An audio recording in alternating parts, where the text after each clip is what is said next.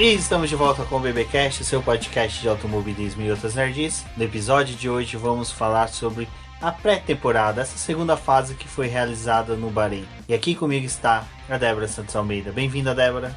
Olá pessoal, sejam bem-vindos a mais um BBcast. Hoje a gente vai conversar com vocês sobre a pré-temporada, mas também sobre as nossas expectativas para esse início aí do campeonato, o que a gente acha que vai acontecer, até porque não vai ter muito tempo aí de intervalo. Nesse final de semana agora a gente já tem a primeira corrida. Exatamente, então já é semana de corrida. Parabéns a todos que resistiram bravamente desde o GP de Abu Dhabi de 2021. E agora, já estabelecidos com os lançamentos dos carros, os dois testes realizados lá no Barcelona e agora no Bahrein, já estamos prontos aí para o início da temporada oficialmente de 2022. Bom, mas antes de prosseguirmos, vamos falar aí dos nossos apoiadores. Um agradecimento muito especial a todos eles que auxiliaram aí o Boletim do Paddock na sua manutenção e no seu crescimento durante esse período de recesso das corridas. E agora, vamos seguindo para a temporada.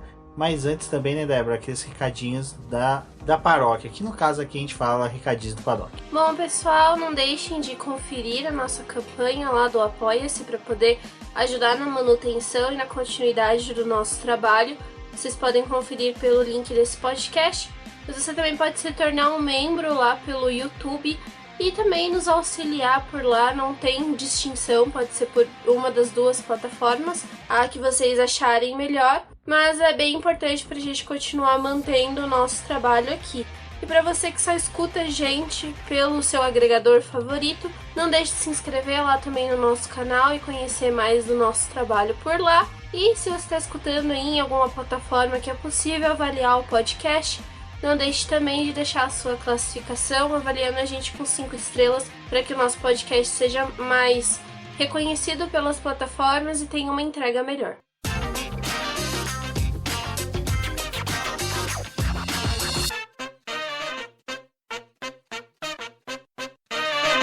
Bom, Débora, a gente teve aí, todo aquele imbróglio da Haas, que normalmente, a Haas tem que fazer alguma coisa aí algum ano, ou é um patrocinador maluco, ou é um maluco mais o patrocinador, e a gente viu toda aquela celeuma que foi da saída do Mazepin, saída da Uralkali, quem seria o substituto do Nikita. Foi fortemente aí pedido pelos brasileiros a entrada do Pietro Fittipaldi, mas aos 45 do segundo tempo voltou, ressuscitar o Kevin Magnussen. É até curioso, porque o Magnussen deixou a equipe junto com o Grosjean, quando a Haas optou por não fazer a renovação dos pilotos que eles já conheciam, mas decidiram trazer o Mick Schumacher e o Nikita Mazepin. Obviamente o Mazepin mais pela questão do dinheiro e pela questão contratual, porque era um dinheiro extremamente importante para que a Haas durasse por mais uma temporada até vir o ano de 2022, quando a gente teria a implementação das novas regras. E, enfim, a gente teve toda essa confusão por conta da invasão da Rússia, a Ucrânia, e todas as sanções que estão sendo aplicadas contra a Rússia.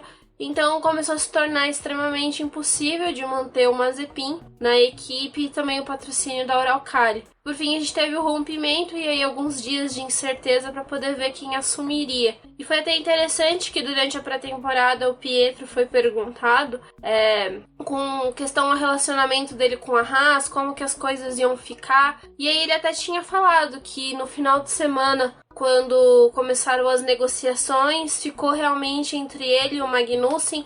Aqueles outros nomes que foram ventilados, como o Giovinazzi e o próprio Nico Hülkenberg, não entraram numa conversa, era mais entre o Pietro mesmo e o Magnussen. Mas a gente sabe que prevaleceu muito da questão do dinheiro e o Magnussen foi confirmado aí. Eu achei um contrato interessante, porque a gente vê que não é só para uma temporada, eles frisaram muito bem que é por múltiplos anos. Ninguém sabe ainda por quantos anos o Magnussen vai permanecer na equipe, mas a gente acredita que pelo menos de 2 a 3 temporadas. E aí agora tá naquele limbo também para poder ver o que a Haas vai fazer, porque o O pai do Mazepin tá pedindo dinheiro de volta, que já tinha sido investido na equipe, porque eles pagavam com antecedência, e toda essa enrolação aí pra gente ver o que acontece. No final das contas, a Haas tem um carro novo, um carro desenvolvido de certa forma, mas a gente não sabe da questão dos patrocinadores, como que vai ser o ano deles. Porque por mais que a gente veja o fato da Haas ter conseguido ter um carro e estar no grid da Fórmula 1 não é uma garantia de que eles vão conseguir ter um campeonato bom, porque quando a gente vê a saída do Mazepin, a falta do dinheiro que vai fazer, por mais que o Gunter fale que não, isso não vai interferir, interfere sim, porque eles estão trabalhando dentro de um teto orçamentário e vai ter todas as questões de atualização dos carros nas próximas etapas, e as atualizações já começaram, né, nessa fase de pré-temporada, são extremamente importantes para poder manter o nível competitivo das equipes, e a gente não sabe o que vai ser da Haas. Desse ponto que é interessante isso que até a Débora frisou, o papai do Nikita Mazepin tá pedindo o dinheiro de volta, né? Já interpôs até ações judiciais sobre isso. Dificilmente, conhecendo o que já se vimos no passado na Fórmula 1, dificilmente vai ser devolvido esses valores. Eu acho que quando tudo se acalmar dentro do... como eu posso falar? Dentro da Fórmula 1 e da política internacional, a questão da Rússia, eu não duvido que tanto a Uralkali como o próprio Mazepin tente um retorno à Fórmula 1. Então... tá até no lugar do Mick Schumacher, né? Porque eu acho que a vaga do Mick Schumacher talvez seja mais prejudicada nos próximos anos, porque a gente não sabe muito bem como é o relacionamento Haas e Ferrari. Assim, a gente sabe, por um lado, dos benefícios que a Ferrari está concedendo à Haas, desse trabalho mais próximo, porque o Mick Schumacher tá lá dentro, e porque a Haas também optou em estreitar os laços com a Ferrari, mas a gente não sabe o quanto que isso também pode fazer, porque se vir alguém que tenha mais dinheiro, que possa manter a equipe, talvez não seja o lugar do Magnussen que seja ameaçado, né? Mas no final das contas, né, ficou um dos idiotas que o Gunter sempre xingava nas corridas, né?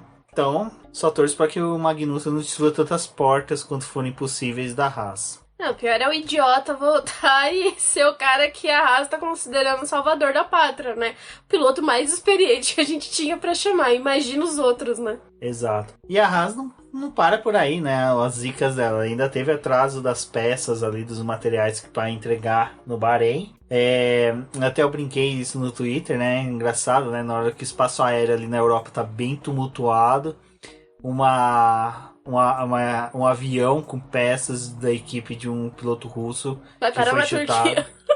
Foi parar na Turquia, então é complicado. Mas assim, prejudicou porque eles ficaram um dos testes, né? Um pedaço dos testes ali na quinta-feira fora. Mas depois foi fracionado essa 1 hora aí em horas pra quinta, sexta, sábado, né? A Haas teve esse problema das peças que não tinham chegado a tempo. Então eles utilizaram o período da quarta-feira e quinta-feira pela manhã para poder realizar os últimos ajustes ali nos boxes e fazer a preparação do carro para ele ir para a pista. Então o Pietro Fittipaldi fez o teste no início ali na quinta-feira. Foi interessante porque a gente viu um carro que não quebrou, não teve problemas ali, foi algo que acabou chamando a atenção, pelo menos nesse começo. Mas o Gunter, ele foi pedir, né, pra FIA ver se conseguia liberar um tempo a mais aí pra conseguir fazer os seus testes. E eles queriam fazer os testes no domingo pela manhã, mas aí eles falaram, não vai rolar, a gente vai fracionar esse tempo que vocês têm pra vocês fazerem durante o período que tá todo mundo em pista. Então, na sexta-feira eles entraram por 1 hora à tarde, e depois no sábado 1 hora pela manhã e 2 horas ao final do encerramento da sessão regular para todo mundo, para que eles dessem continuidade aos testes. Funcionou porque eles também fizeram um cronograma ali que dava para poder colocar o Magnussen e o Mick Schumacher, e aí a gente viu a Haas até acho que prejudicando os outros times, né, porque querendo dar volta rápida e mostrando que tava todo mundo escondendo o jogo. Então assim, gente, não confiem no que vocês estão vendo em pré-temporada, em volta rápida, não é assim que funciona. Isso que a Débora falou é interessante, porque a gente sempre frisou isso desde que o BP faz coberturas das pré-temporadas, e que tempo de volta de pré-temporada não é importante. O mais importante é ver quem deu mais voltas. Isso sempre foi algo que foi frisado aqui. E naquele jogo ali que tava desde Barcelona, depois na quinta e na sexta, de qual equipe estava escondendo, se a Mercedes realmente estava chororô que eles sempre fazem, se era válido, se o da Red Bull era válido, se a McLaren, a Ferrari. De repente o Magnussen vai lá, faz um tempo que arregaça o Leclerc, que tinha sido mais rápido na sexta, e isso foi assim, cara, uma demonstração nítida de que realmente os tempos não valem nada. O Haas vai ganhar esse campeonato, né? Eu já parto do pressuposto que não, até no Twitter, até recomendo o pessoal, que eu acredito que quem ouve o Boletim do Paddock, acompanha o BBcast, assiste as nossas lives, também é inscrito e segue o Projeto Motor, que é um projeto aí amigão nosso, que a gente gosta muito, somos fãs deles. E eles fizeram uma postagem relembrando de casos que na pré-temporada as equipes detonaram, fizeram melhores tempos, lideraram treinos, depois chegou no campeonato mesmo, foi aquele ridículo, sabe? Foi aquela coisa patética. Então eu acredito que a Haas realmente ela só quis fazer um brilhareco, porque quem viu o carro na pista viu um carro todo branco só com o nome da equipe. Então ela precisa de patrocinadores.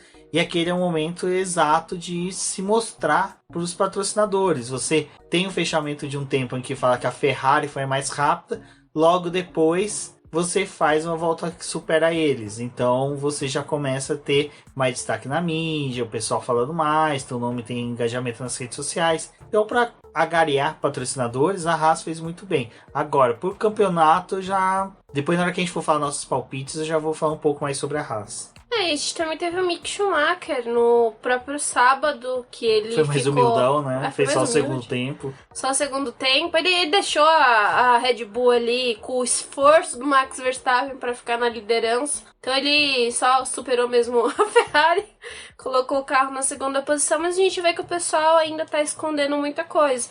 E como o Rubens falou, né, a gente viu nessa semana o pessoal tendo menos problemas do que aconteceram inicialmente em Barcelona. Ainda tivemos algumas quebras, algumas equipes ainda tendo algumas questões, mas foi muito menos do que aconteceu em Barcelona. Mas de qualquer forma, vários testes aerodinâmicos, porque muita atualização foi feita. Realmente o carro da Mercedes era outro carro. Eles mudaram completamente a parte ali dos sidepods, teve muita mudança também em outras partes do carro. Eles testaram a asa nova, tanto a asa traseira quanto a asa dianteira, fizeram alguns ajustes lá. Então foi uma equipe que trouxe várias mudanças, e depois a Red Bull já tinha dado aquele ar de vamos protestar sobre a Mercedes. E aí, no último dia também, já veio completamente nova, até lembrando um pouco do novo projeto da Mercedes. E, enfim, a gente ainda não sabe como é que eles vão estar realmente quando entrarem na pista no primeiro dia de testes, porque muita coisa foi avaliada ali, não só para poder verificar a performance para o Bahrein, mas pelo menos para a parte inicial da temporada, porque, como a gente lembra aqui, Barcelona ainda é aquela pista que os times chegam lá e fazem praticamente os últimos ajustes para o restante da temporada. Porque voltando para Barcelona, você já tem uma ideia mais ou menos de como o seu carro tá, as atualizações que você programou para essa pista.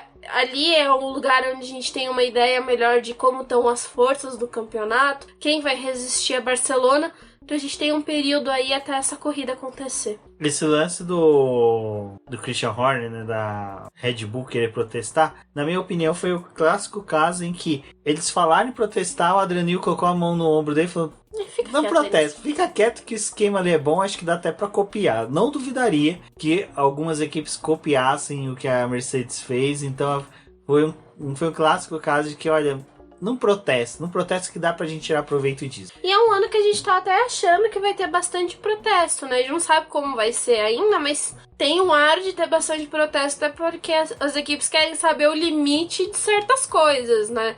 Porque o regulamento foi bem fechado, a gente até achava que os carros iam ser extremamente parecidos, e ainda assim a gente consegue ver características e formas como esses times exploraram os regulamentos, mas a gente não sabe ainda, tipo, quem é que vai sair na frente, quais carros vão ser mais atrativos. Então deve provavelmente acontecer umas situações aí, né, de times protestando sobre outras peças de outros carros. Toda mudança de regulamento traz possibilidades, né? O Ross Brown falou que esses sidepods aí da Mercedes, eles não pensaram nisso, não foi algo que realmente a Mercedes pensou fora da caixinha comparado com as demais equipes. Até tem muitas montagens rolando nas redes sociais que colocam metade assim do carro da Mercedes, metade do carro da Ferrari, um comparativo de designs. Mas é aquela coisa, né? A própria Mercedes, como a Débora falou, já testou várias asas dianteiras, várias asas traseiras. A gente não sabe quais foram as simulações de corridas que eles quiseram fazer. Pode ser simulações de corrida para pistas de alta, pistas de baixa, pistas mais travadas, menos travadas. E a gente não sabe ainda nem como é que cada carro vai se comportar, porque tem trechos muito rápidos nessas pistas em que eles testaram. Também tem os trechos sinuosos, então ainda não dá pra saber qual carro funciona melhor em cada parte, né? Exato, então isso dá para as equipes uma dinâmica muito boa, e para a Mercedes é interessante que assim, ela tem praticamente 2 carros para a temporada inteira. Então assim, pistas de rua, traçados circuitos de rua, ela pode ter um carro, chega em pistas rápidas como é Monza, México, Spielberg, por exemplo, pode ser um outro carro. Então, cara, nesse ponto tá muito da hora o começo de temporada. Assim, o que eu gostei bastante dessa pré-temporada foi isso: carros diferentes, ideias diferentes. Então a gente pode ter uma disputa muito boa do campeonato e de posições por causa disso. Eu acho que vai ser pouco provável que a gente tenha um campeonato engessado, como foi em alguns anos aí, que você já no começo do ano já tinha definidos, né, os carros nas suas posições, e foi assim até o final do ano. E como eu falei, né, a gente tem aí a Ferrari que fez lá o tempo na sexta, foi na sexta, né, do Leclerc, que foi a volta mais rápida. A Ferrari que apresentou para mim até agora é o carro mais bonito da temporada, o mais, assim, que eu acho que assim, esteticamente é aquele carro, sabe, perfeito. Não tem nem que pôr reparos. E todo mundo já tá colocando ela como uma das favoritas, sabe? Como uma das equipes mesmo que veio para surpreender, que vai vir dar uma resposta em pista. Na minha opinião, pelo que a gente já viu da dupla trabalhando juntos e entregando, para mim até agora é a dupla mais forte da temporada. O Leclerc e o Sainz, para mim, é a dupla mais completa e mais forte. Mas a gente ainda tem ali a Red Bull, né, com o Pérez, que saiu muito confiante de Abu Dhabi, muito elogiado, principalmente por aquela disputa eletrizante que ele teve com o Lewis Hamilton. E o Verstappen também quer defender o título. E temos a Mercedes com o Russell e o Lewis Hamilton, que ainda a gente vai saber ali como vai se ditar as regras dentro da equipe. Mas fixando na Ferrari por enquanto, eu ainda tenho boas expectativas, torço para que ela se reerga. É lógico, dentro daquilo que vai ser possível para uma disputa bem emocionante na temporada. Uma das coisas que eu ainda acho que pode acontecer, não só pelo desempenho que a Ferrari teve nos testes de pré-temporada, a gente não tá nem falando da questão de liderar a volta, porque é o que a gente já mencionou aqui, liderar a volta, terminar treino na frente é uma coisa muito atrativa realmente. Quando você pensa num momento em que, por exemplo, uma pole é algo que é muito vista e você precisa ter um carro muito veloz, um carro acertado ali para você ter uma boa posição para já começar uma corrida. Mas não é sobre isso os testes de pré-temporada, né? É muito além. E Ferrari não quebrou. Ela passou 6 dias fazendo voltas e voltas e voltas, uma alta quilometragem. O Carlos Sainz e o Charles Leclerc revezando esse carro a todo momento nas sessões, e os dois realizando ajustes pro carro, vendo o acerto, todas essas coisas, e não quebrou. E aí quando a gente olha também para os outros times como a Alfa Romeo e Haas, que tem o motor da Ferrari, acho que é principalmente com relação a isso que a gente pode falar, é que as quebras que a gente teve em Alfa Romeo e Haas não foram problemas de motor praticamente, né? A gente teve um problema ali no escapamento na Haas, teve um problema na questão da bomba de combustível, a Alfa Romeo teve um problema hidráulico, coisas assim, mas foram bem pontuais, enquanto a Ferrari, que estava ali fazendo várias e várias voltas, não quebrou. E em Barcelona ainda tinham mencionado que parecia que eles tinham usado em alguns momentos um motor não na sua potência máxima, porque ainda assim que eles estivessem testando e verificando a questão da confiabilidade, eles não queriam perder motor, mas foi um time que surpreendeu muito. E obviamente chamou atenção para o restante da temporada por conta disso, acho que também pela fé que estão depositando nos dois pilotos, porque o Carlos Sainz e o Charles Leclerc foram muito bem no ano passado, mesmo ainda num carro que tinha suas limitações, mas quando a gente teve a introdução ali da atualização da parte híbrida pro final da temporada, o motor da Ferrari acabou surpreendendo bastante. E eu acho que é nesse motor que também a Ferrari está se apegando a ter um bom desempenho nesse ano. Obviamente as equipes também, as fornecedoras de motor, né, na realidade, fizeram atualizações dos seus motores, visando esses próximos anos de congelamento que a gente vai ter. E aí até a primeira corrida do Bahrein eles podem fazer ajustes. Então essa temporada que a gente teve, nessa pré-temporada, foi essencial também para que os times fizessem as mudanças e atestassem que o que eles conseguiram mudar era efetivo. E a partir do momento que a gente tem uma Ferrari que não teve quebras com essa parte, eu acho que pelo menos esse próximo ano e os próximos anos em que a gente vai ter esse congelamento, se tivermos mudanças, elas vão ser bem pontuais, porque precisa de atualização da FIA e dos times. Eu acho que a gente tem tudo pra gente ter uma Ferrari forte, pelo menos na questão de motor. E agora tem que ver se toda aquela parte aerodinâmica e aquela parte sulcada ali da parte superior do carro, falei várias vezes parte, desculpa, vai surpreender aí com questão de desempenho, né? Exatamente. Bom, mas antes de prosseguirmos aqui, enquanto que a gente tá gravando, a gente fica atento também às redes sociais. E um agradecimento aí ao perfil de basquete do Coast to Coast Brasil, que recomendou a gente pro Corneta Wireless. E muito obrigado aí, mais um perfil de basquete que a gente tem aí recomendando a gente. Muito obrigado. A gente que sempre exalta aí, participa sempre que possível aí das lives lá do Área Restritiva, do nosso querido Diego Silver, do Marquinhos, do Marcílio. Então, pô, muito bacana aí ver uma outra modalidade esportiva reconhecendo o nosso trabalho, recomendou a gente lá e, pô, brigadão, agradeço de coração. E ouçam a gente, recomendem para seus amigos, isso auxilia aí o boletim no seu crescimento e na melhora da sua cobertura. Exatamente, obrigada pela recomendação e também façam o mesmo, tá escutando aí o podcast, compartilha nas suas redes sociais, marca a gente para que outras pessoas conheçam o nosso trabalho também. Isso, e agora, né, a Ferrari que vai ser aquele tormento novamente para a McLaren, uma equipe que, olha, essa equipe é o plano, não tá funcionando. Ou tá, e a gente não sabe. Porque assim, ano passado, a Alpine veio com aquela beluga, aquele carro estranho, bonito, pintura belíssima, não era a minha favorita, mas era uma pintura bonita, mas era um carro que era praticamente um beluga, sabe? Eu queria ver um beluga, pra quem não conhece, procura aí, é da Airbus. Cara, carro escroto, feio pra caramba, pra mim, esteticamente era feio. Zoadaço. E eu pensei que este ano ela viria com alguma coisa daquele carro, sabe? De repente não tem nada. E até se você pegar pra ver esse W13B da Mercedes, tem muita coisa dele, do carro da Alpine do ano passado, que o carro da Alpine não tem. Então até eu falei pra ela, nossa, será que a Alpine ano passado cantou a bola pra Mercedes fazer uma tentativa de um design que poderia funcionar este ano? Mas a Alpine, né, a gente realmente ainda tá nesse escuro dos carros, das equipes, mas assim, na pré-temporada ela teve algumas quebras, sabe, teve alguns problemas ali. Fernando Alonso até que foi muito moderado. Primeiro, eu acho que pré-temporada que a gente vê ele bem moderado. O foi substituído, gente. Exatamente, né? Então, eu acho que a Alpine deve ficar ali brigando com a Aston Martin. A gente já vai falar das nossas expectativas, mas a Alpine é aquela dúvida, né, Débora? Não mostrou nada. Tipo assim, ela simplesmente fez teste. Só isso.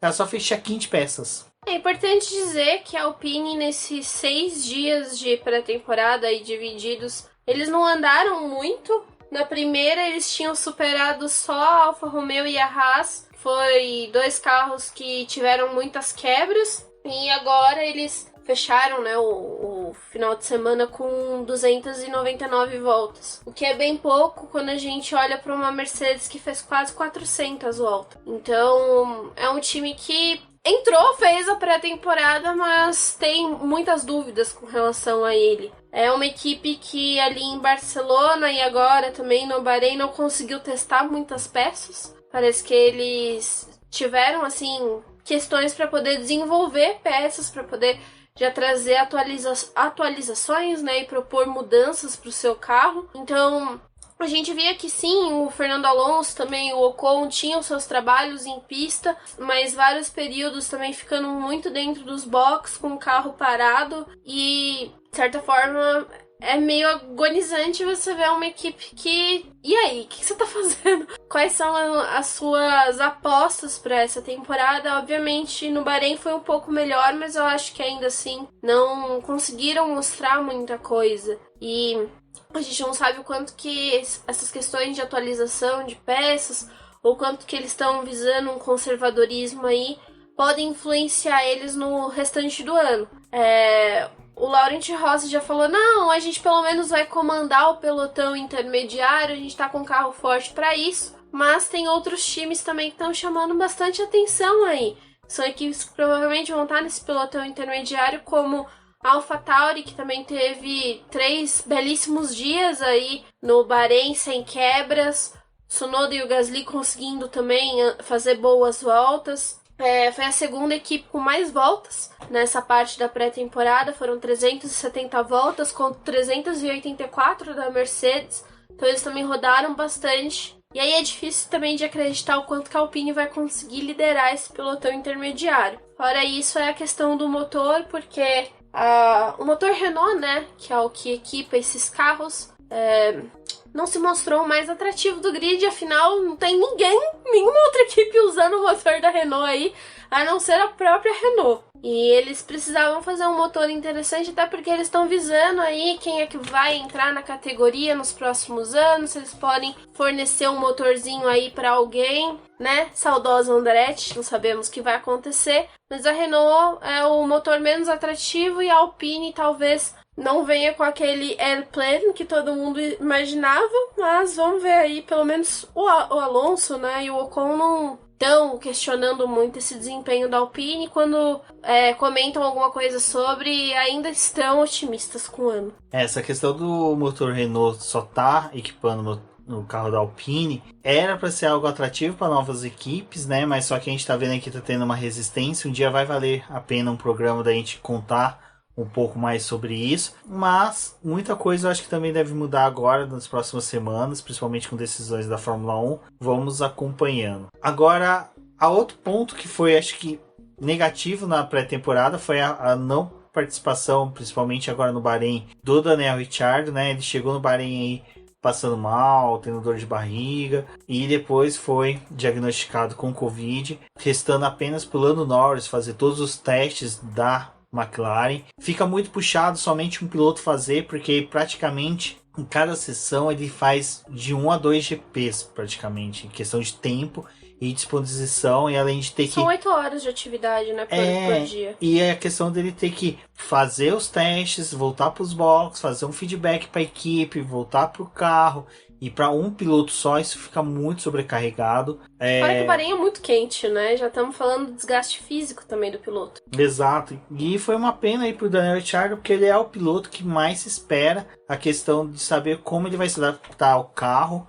Todos os pilotos estão tendo que se adaptar ao carro, mas o Daniel Ricciardo, ele já vinha de um ano difícil na McLaren, um ano que ele teria que se adaptar a esse novo carro. Então fica um pouco difícil da gente saber a posição da McLaren nisso. A McLaren no desenvolvimento ficou muito atrás. A quantidade de voltas que o Lando Norris, que a McLaren deu ao total, é praticamente 5 voltas mais do que um piloto deu, sabe? Uma média assim. Então tá muito ruim. Foi um péssimo situação para a McLaren, mas é uma questão de saúde, temos que aguardar. Fica ruim para a McLaren, que demonstrou que a falta de um piloto de testes faz. Ela não poderia, sabe, ter tido esse posicionamento de não ter um piloto de testes, depender de piloto da Mercedes, sendo que a Mercedes realmente ali nem os dois pilotos estavam presentes, né, para poder assumir o carro. E eles também não vão dar o carro deles para uma equipe circular durante um final de semana em que dados são extremamente preciosos.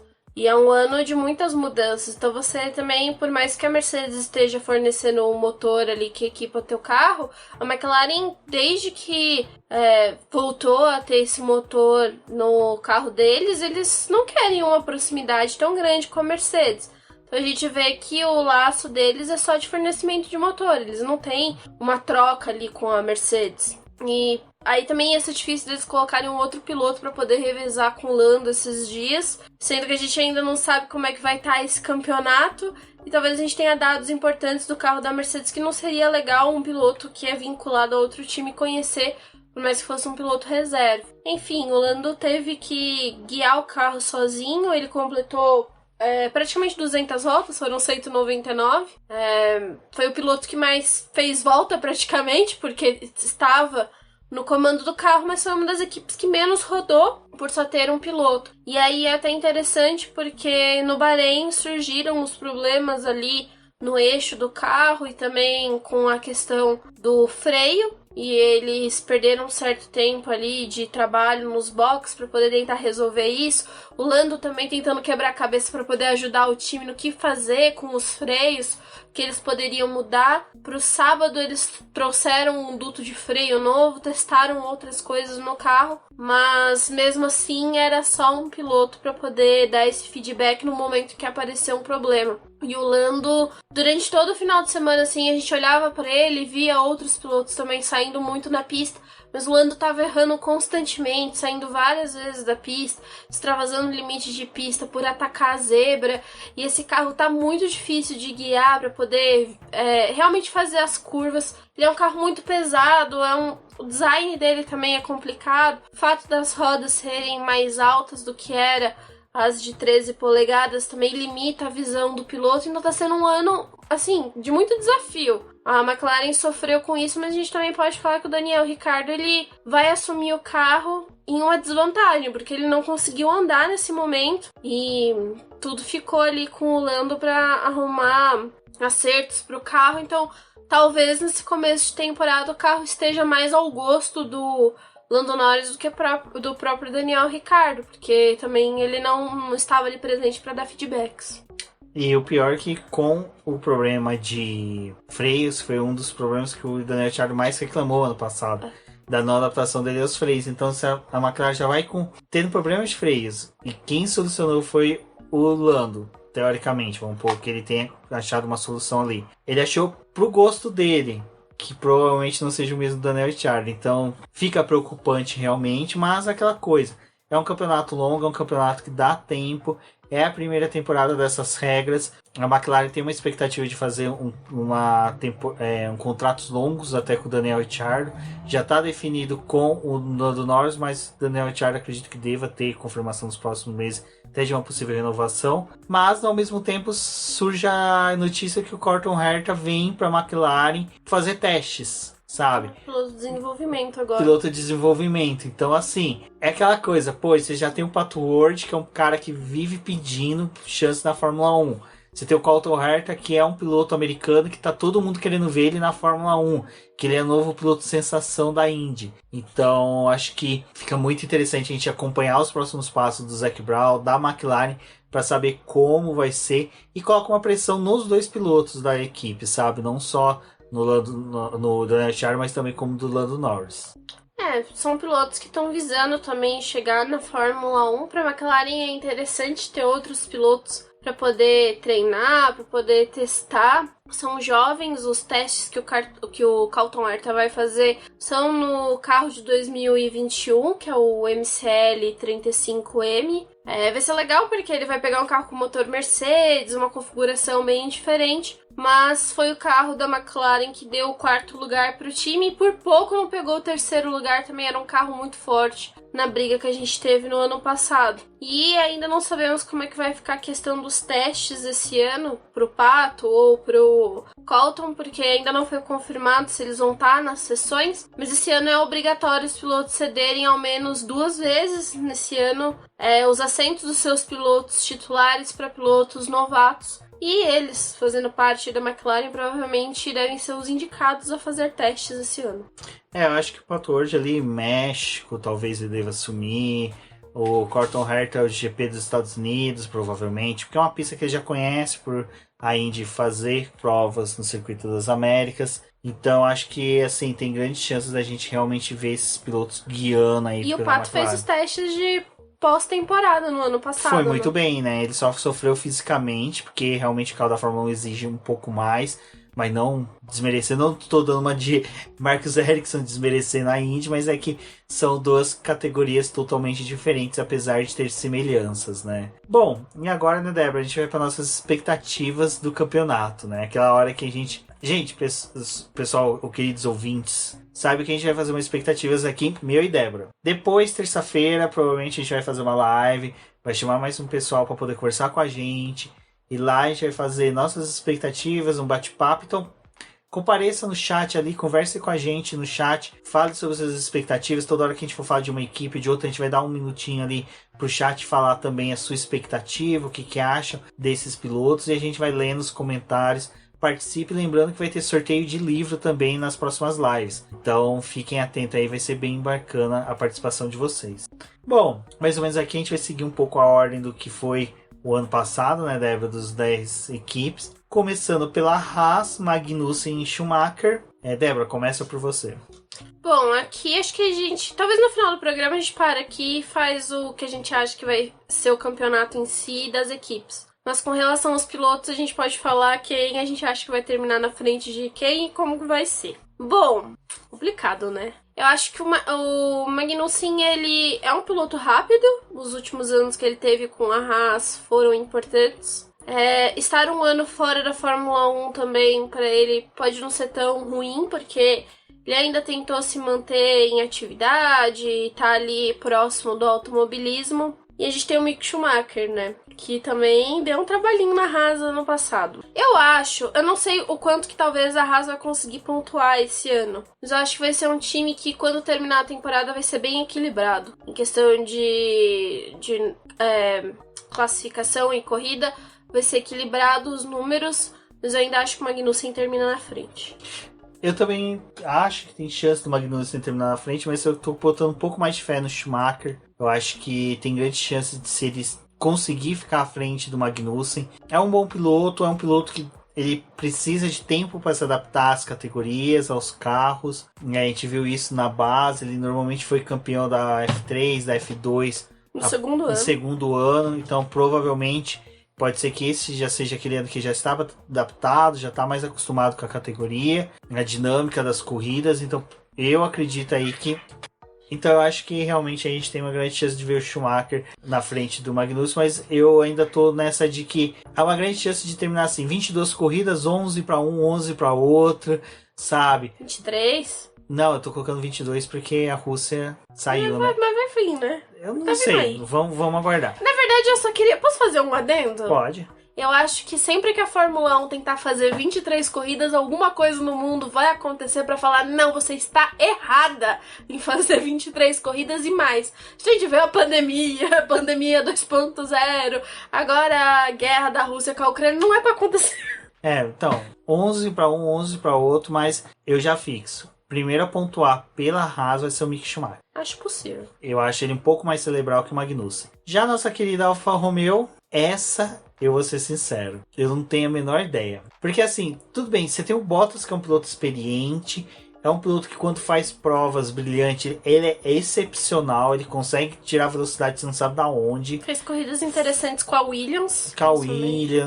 Com a Mercedes, fez corridas assim, cara, teve corrida que ele bateu, assim, foi não como na Hungria, né, mas ele bateu o Lewis Hamilton, sabe, tipo, cara, e o Verstappen, então assim, ele tem bala na agulha, mas eu ainda tô com reticências. O Zhou, acho que vai ser aquele piloto que vai começar a temporada dando aquela devagarzinha, mas depois também que engatar o Zhou, a gente sabe que entrega, sabe, então... Os testes dele foram promissores. Foram excelentes. Ocorre que o carro da Alfa Romeo vem com pintura da Toyota, né? E a Toyota foi o maior fracasso de uma montadora na Fórmula 1. Então, vamos aguardar. Bom... Tá muito difícil, essa que é a questão. Essa equipe tá complicada. Não é só essa equipe. Eu acho que assim, da Alpine pra trás, tá muito difícil. Que depois dali pra frente, eu acho que vai seguir a mesma coisa desse ano. McLaren, Ferrari, Red Bull e Mercedes. Mas dali pra trás, eu acho que vai ficar um embrolho tão grande, metade da temporada, que não tem como a gente prever muito. Eu acho que...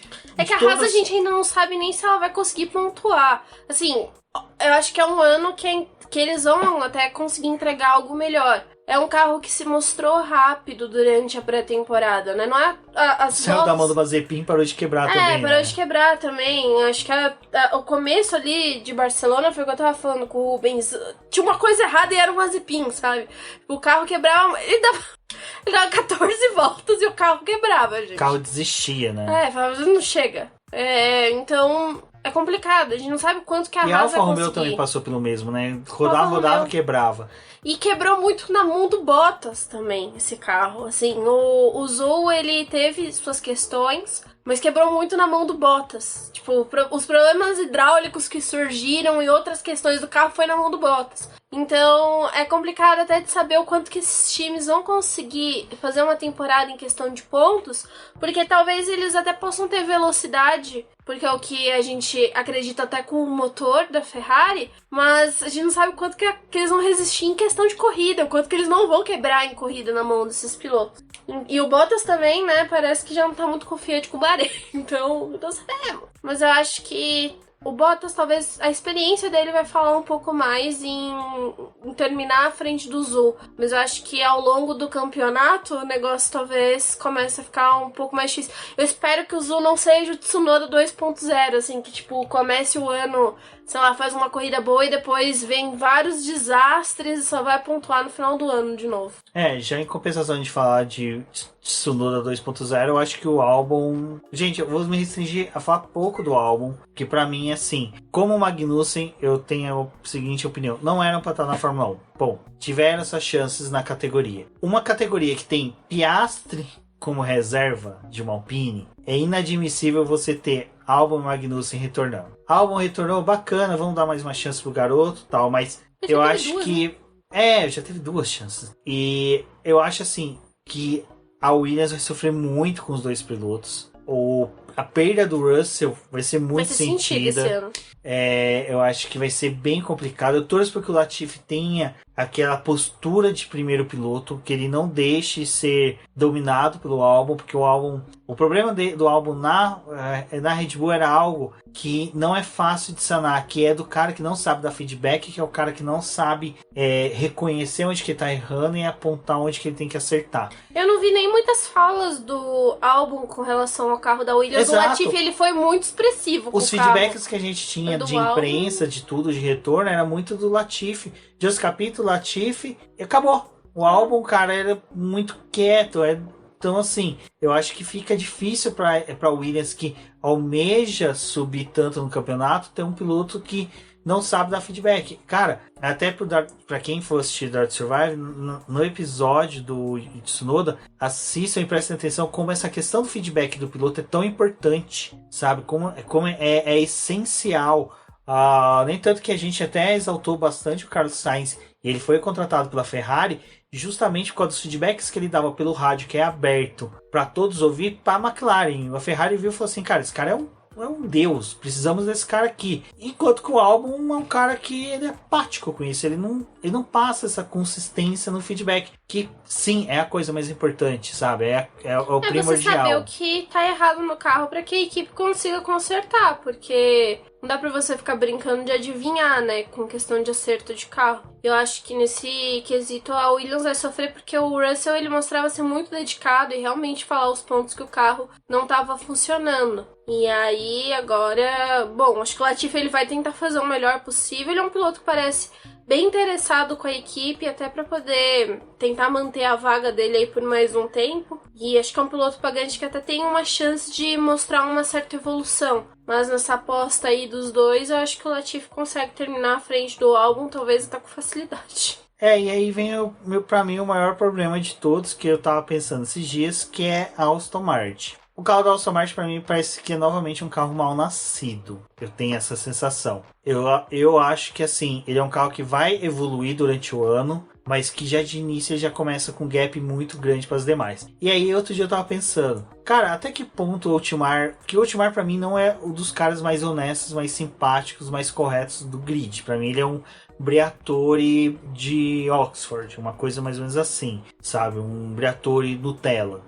Então, cara, ele foi justamente para a equipe que é a que vai rivalizar com a Aston Martin, que é o Alpine. Então, assim, que momento que ele sabia que ele ia sair, que ele já poderia, sabe, ter segurado o freio do desenvolvimento do carro da Aston Martin, sabe? Isso é uma coisa que me incomoda muito. E eu não sou muito fã de ficar pensando nisso, o quanto que esse cara pode ter prejudicado a Aston Martin. Porque a Aston Martin veio com um carro que, quando você olha, ele é um carro muito avançado. Eu olho assim para ele, eu tenho a sensação de que ele é um carro que ele tá um pouco mais à frente em desenvolvimento que os demais, mas que ele ainda falta fazer os acertos finos, que é justamente o que vai recair o peso sobre as costas do Sebastian Vettel, e que o Stroll pode ser uma peça decisiva esse ano pela experiência que ele já teve nos últimos anos. O Stroll é um piloto que se mostrou muito experiente nos últimos anos. Para mim, eu acho que a única cagada que ele teve em 2020, 2021 foi o GP da Hungria, em que ele bateu lá no Leclerc, mas foi uma consequência do universo, até pelo cenário ali que ele estava vendo.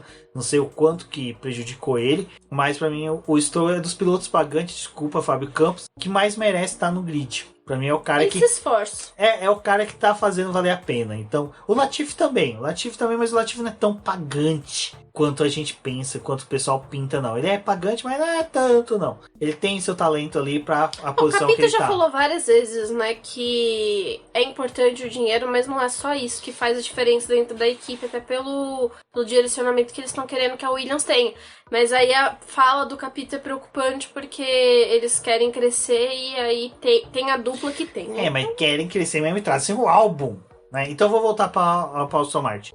Pra mim, eu acho que é isso. Eu acho que a diferença vai ser essa, comparado com a Alpine, que daqui a pouco a gente fala, mas eu acho que a Aston Martin ela é um carro que vai se desenvolver e ela vai ser mais ou menos um embrião muito bom pro carro do ano que vem. É a única equipe que eu tô vendo que tem não é um carro que já nasceu, ele ainda é um embrião que vai se desenvolver pro próximo ano. Mas pode ser que tenha uma sorte, assim, de pegar uma Alpine também que passe pelo mesmo processo que passou ano passado. No começo do ano ainda tava tentando se encontrar e perdeu um pouco de tempo de desenvolvimento ali, perdeu algumas coisas, então pode ser que a Alpine volte a sofrer isso nesse começo de ano e talvez a Aston Martin consiga se valer disso para poder ter mais pontos. Mas a gente tá vendo que o Craig, que é o novo chefe de equipe, ele tá muito empenhado em tentar fazer com que esse carro e esse projeto novo estimule o Vettel a ficar mais um tempo na equipe. Estão tentando fazer com que esse carro seja bom para poder garantir o Vettel por mais 1 ou 2 anos, e também poder tornar a Aston Martin atrativa para jovens pilotos. Porque eles querem fazer contratações até fabricar pneus. Fabricar motores, eles querem fabricar os próximos, né? Eles estão pensando em talvez se tornar um projeto parecido com o que a Red Bull quer ter, né? De produção de motor. A Aston Martin também vem a fazer isso, até porque eles aumentaram a fábrica, fizeram várias modificações para que isso possa ser possível nos próximos anos e é algo que eles estão avaliando. E aí a gente tem que ver o que vai acontecer esse ano, se esse projeto vai ser tão atrativo. Eu espero que seja, porque eu não gostaria que o Sebastian Vettel saísse ao final desse ano. Eu sei que ele tem lá a família... Ser órfão do Vettel vai ser duro.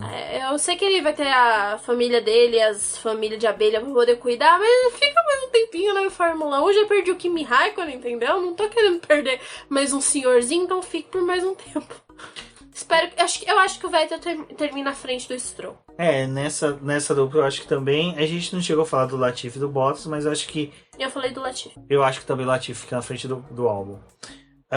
Aqui eu acho que o Vettel fica na frente do Stroll e com, sim, larga diferença. Até eu acho que vai ser equilibrado, uma equipe equilibrada.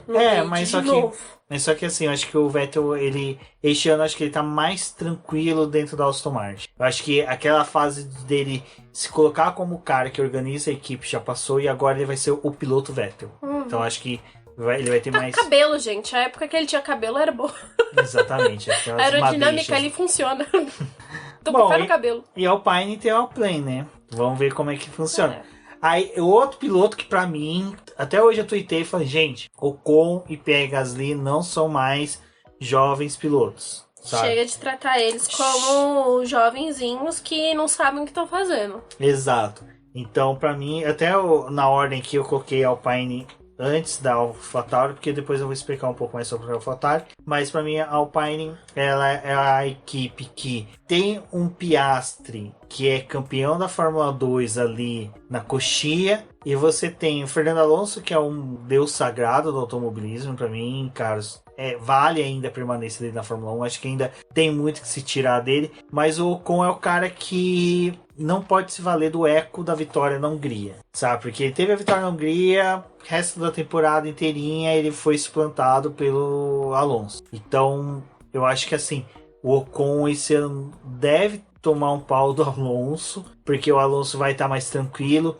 Provavelmente esse carro já é fabricado aos moldes do interesse do Alonso. Então, vamos ver aí até aonde que o Ocon vai.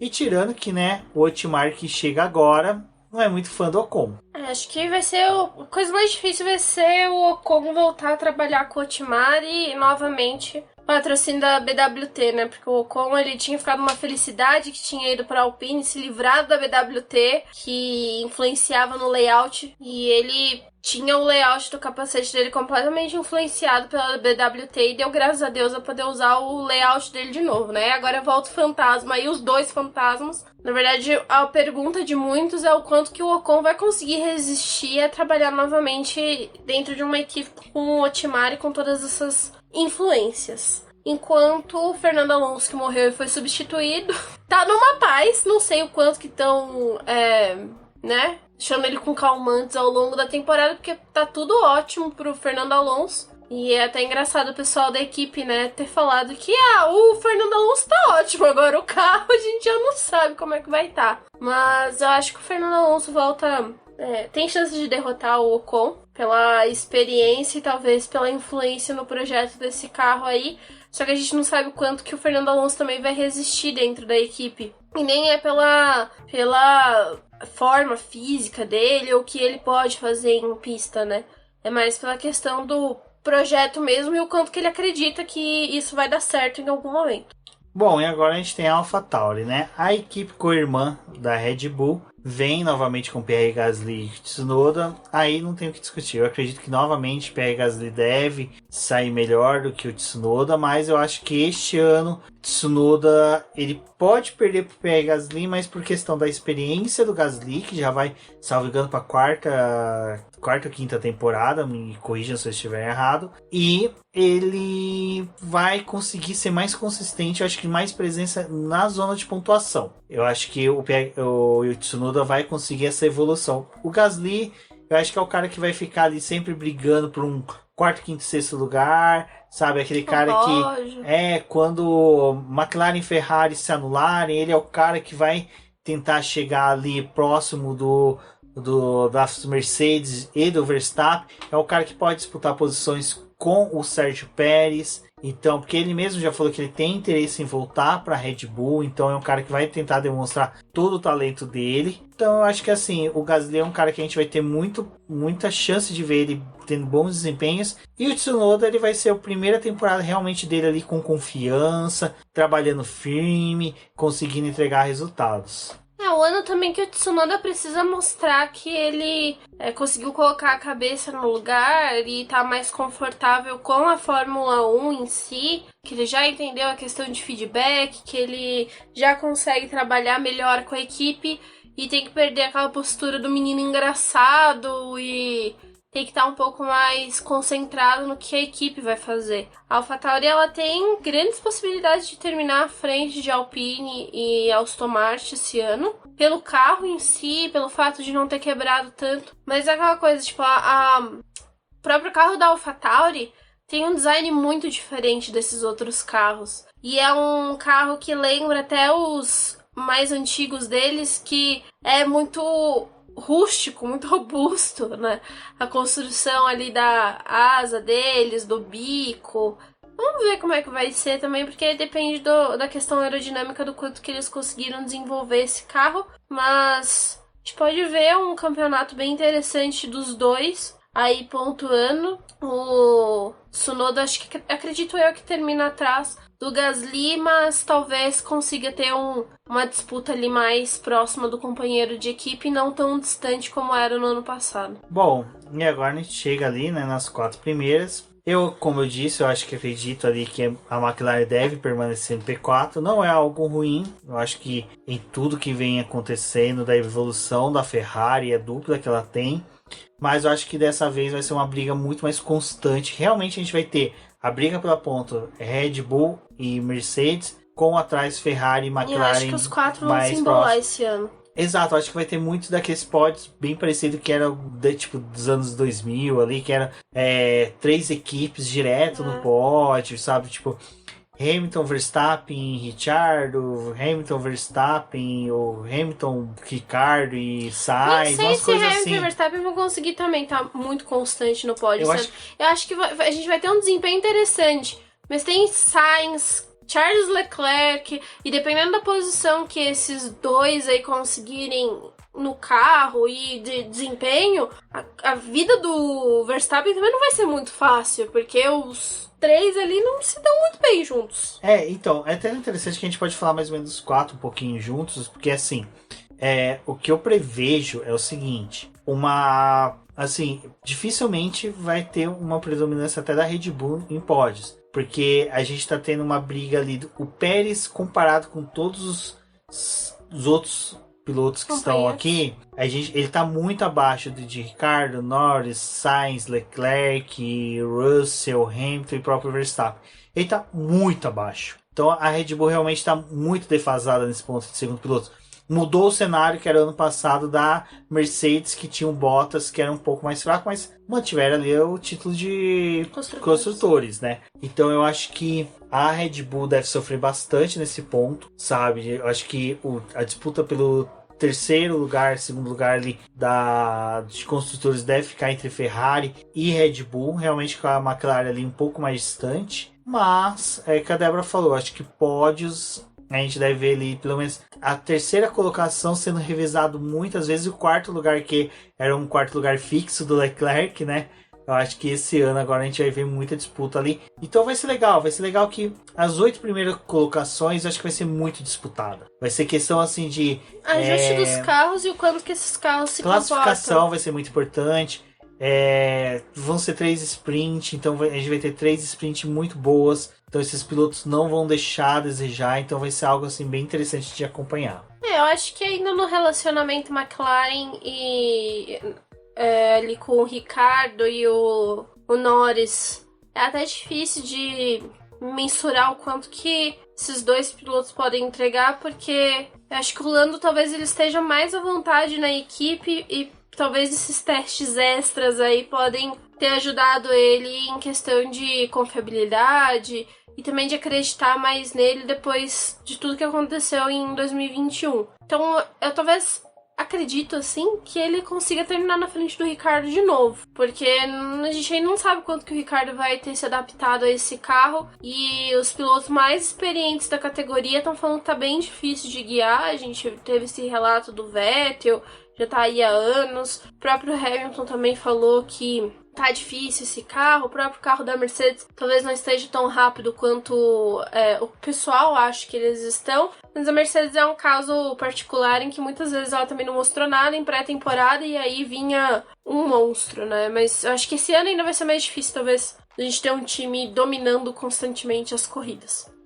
E vale lembrar que também que, tipo, a Red Bull é aquela equipe que chega na metade da temporada, né? Muda a chavinha ali, muda. Só não fizeram isso ano passado por causa das limitações de atualização, de questão de desenvolvimento do carro, que não podia, né? Mas esse ano a gente já volta, acho que é o ritmo normal da Red Bull, da metade do ano pra frente. Já tem encontrado tantas soluções pro carro em que eles disparam em desenvolvimento. Mas eu gostaria que fosse um ano em que a gente tivesse, tipo, cada corrida, pelo menos até Barcelona, um piloto diferente desses times ganhando, porque ia ser legal pro campeonato. Não sei se isso vai acontecer. Vai saber se repete o que aconteceu há 10 anos atrás, né? Em 2012, com vários pilotos ganhando corridas. Nossa, isso é muito bom. Um campeonato muito disputado, última corrida sendo disputada. Agora, assim, meu coração quer dizer que a Ferrari esse ano vai brigar ali e talvez supere Red Bull e Mercedes, pelo menos dos construtores. Eu estou acreditando muito nisso. Quero que isso aconteça. Acho que isso é muito legal. Enquanto que a Mercedes ainda existia um casamento, Lewis Hamilton, Mercedes, Toto Wolff. Vai ser difícil.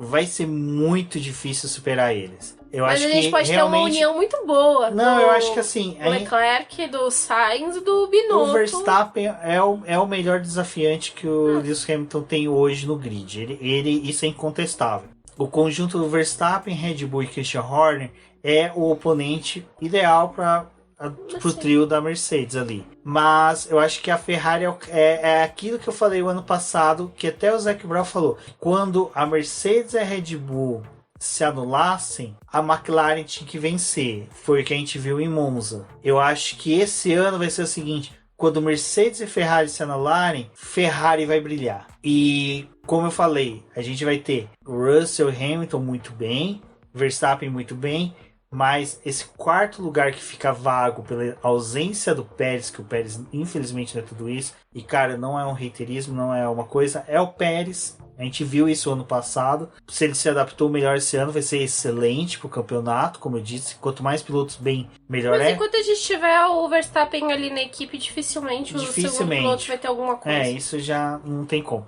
Então eu acho que esse quarto lugar que fica vago ali é meio que já preocupado pelos pilotos da Ferrari, tranquilamente. Se a McLaren tentar, tipo assim, se esforçar muito, ela pode ameaçar a Ferrari. Mas isso eu tô falando partindo do pressuposto de uma pré-temporada da McLaren que não foi tão boa, pela ausência do Ricciardo e porque o carro falhou demais, e pela dupla da Ferrari, que é uma dupla de excelentes pilotos e de um carro que foi totalmente confiável e que aparenta ser muito bem nascido. Bom, eu acho que a Ferrari vai superar esse time aí. Ferrari vai terminar na frente, já tô acreditando. Agora vai ser 7 anos de Ferrari dominando. 7 anos o Sainz dominando, coitado do Leclerc. Sainz dominando, coitado do Leclerc. Binotto, boa sorte aí, Binotto, que já que você iludiu a gente, eu quero essa ilusão aí, meu querido. Eu não vim aqui pra pagar ingresso pro GP do Brasil e pagar teu salário pra pouca coisa, não. Então me faça o favor de entregar um carro decente. E assim, eu acho que o legal dos 4 primeiros é exatamente a gente fazer mais ou menos essa exercício de futurologia aqui, que é bem complicado. A gente, eu acho que de todas as equipes ali, só a McLaren que realmente deixou a desejar. As outras 3 entregaram muito bem. Sabe? Esse ano a gente não sabe nem como é que vai ser o relacionamento Carlos Sainz e Charles Leclerc, né? Porque tudo a mil maravilhas, mas a gente não sabe o quanto que a Ferrari vai conseguir disputar de campeonato. E pelo menos nessa parte do Bahrein aí de fase de pré-temporada, o Carlos Sainz ele ficou muito empenhado em desenvolver acerto para a Ferrari. Então, muitos dos feedbacks eles estão baseando na experiência do Sainz. Então, a gente não sabe também como vai ser esse ano aí pros 2 pilotos. Mas pode ser interessante a disputa deles. Eu acho que talvez não seja tão parecido quanto foi o ano passado em questão de equilíbrio dos 2. E um vai se sobressair, acho que com relação ao outro. E na questão de... A Ferrari tá muito difícil de apontar. Muito difícil, mas é que eu vou torcer aqui pra um lado só da garagem, então eu vou torcer pro Sainz superar o Leclerc. É que eu acho que o Leclerc ainda é um piloto que perde muito no psicológico. Ele é rápido, mas, ele é muito rápido. O Sainz ele tem técnica. O Leclerc ele tem técnica, ele tem velocidade, mas quando o psicológico dele decai, os dois decaem junto.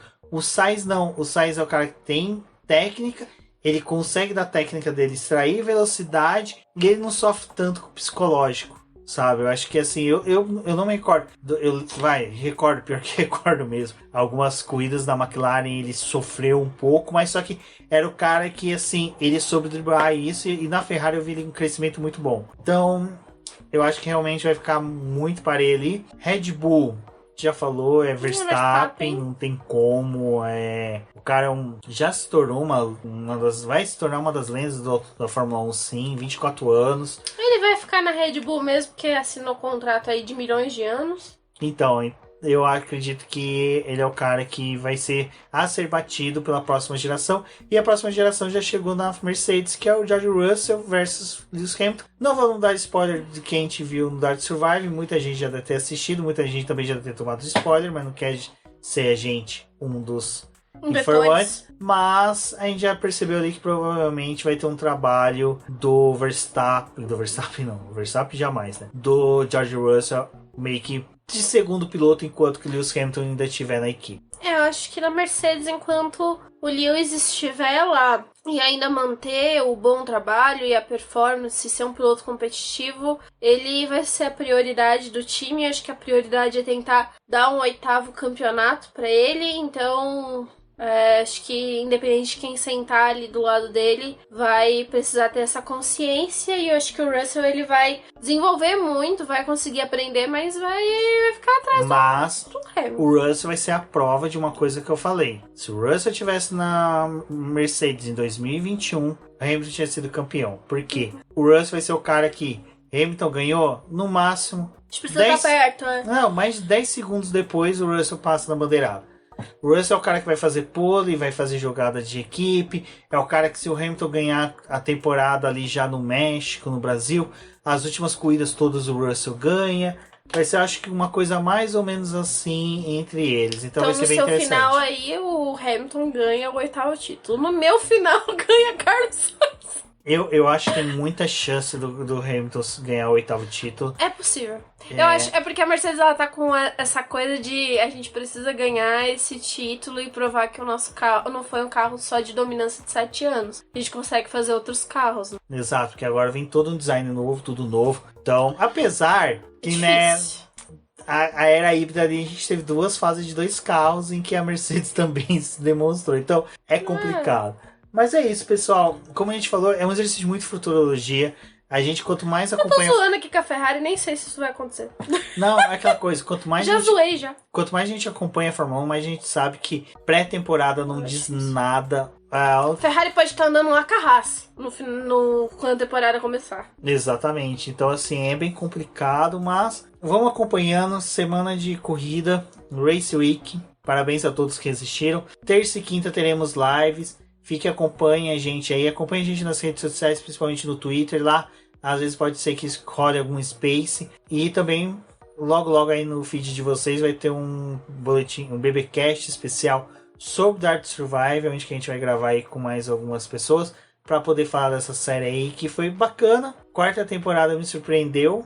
E olha que eu era um detrator da categoria da série, mas era muito mais porque eu sou chato pra caramba pra série. Então, eu sou o BGP Neto, agradeço a todos que ouviram até aqui.